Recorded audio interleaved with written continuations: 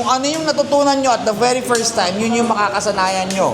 So kung mali yung nakasanayan nyo, definitely at the end of your journey, hanggang sa dulo ng journey mo, mali yung ginagawa mo. But sabi ko nga sa'yo, hindi malayo kasi you're too young para start ang fitness career mo. Okay? Alright, thank you brother.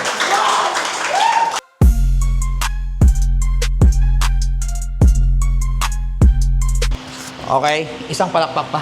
Scripted ba?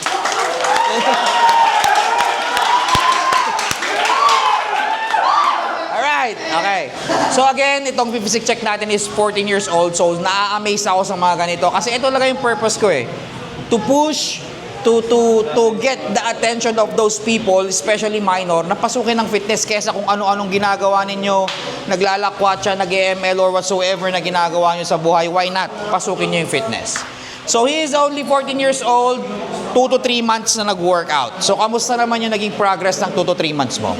Maayos po and tuloy-tuloy naman po. So parang sa tingin ko po, kitang-kita ko po talaga yung difference kasi po nung nag-start pa lang po ako, sobrang payat ko po talaga as in parang wala po talaga ako nakikita ang chance na lumaki po ako. Tapos nung nagsimula na po ako, di ko na po nalaman na parang may chance pa po pala na parang lumaki po ako. Katulad po sa inyo.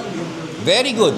So again, nakapag-gain ka ng how many kilos from the start na nag-start ka ng fitness? From 42 kilos po, naging 47 to 46 or 48 po. From 42 to 47 kilograms. Guys, that's a big transformation ha.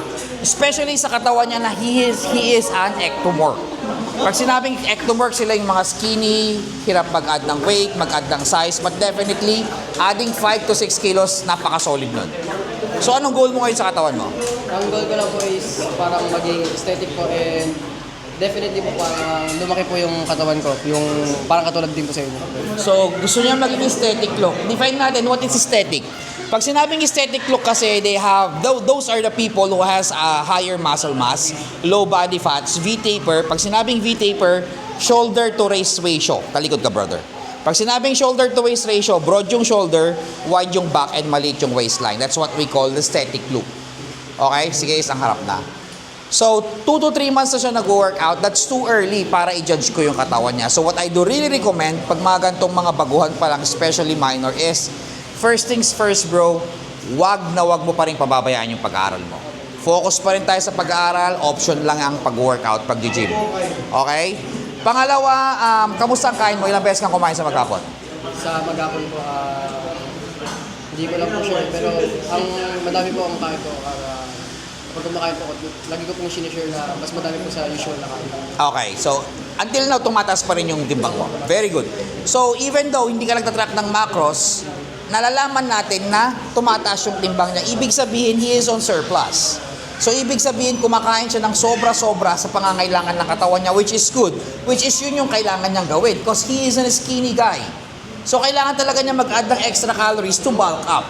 Very good ka doon. So, he is a skinny guy. So, kailangan talaga niya mag-add ng extra calories to bulk up. Very good ka doon. So, when it comes to your physique, brother, it's too early para i-judge ko. So, what I do really recommend is keep going. Idire-diretso mo lang kung ano yung ginagawa mo sa workout. Beginner, kailangan perfect form, execution, breathing, lahat ng yun i-perfect nyo. Ang dami ditong mga magaganda katawan, you could ask them, let's say for example, kay sir, paano po ba yung perfect form ng chest press? Paano po ba yung dumbbell press? So, huwag kang mahiya na magtanong sa kanila kasi sa mga beginner, yan yung unang-una yung i-consider. Alamin yung perfect form, perfect execution, perfect timing, lahat. Yung basic. Kasi kung ano yung natutunan nyo at the very first time, yun yung makakasanayan nyo. So kung mali yung nakasanayan nyo, definitely at the end of your journey, hanggang sa dulo ng journey mo, mali yung ginagawa mo. Okay? So again, magpaturok sa kanila, focus muna tayo sa perfect form execution, breathing. Huwag muna tayo magmadaling magbuhat ng mabibigat. It takes time ang pagpapaganda ng katawan. But sabi ko nga sa'yo, hindi malayo kasi you're too young para start ang fitness career mo. Okay? Alright, thank you brother. Next.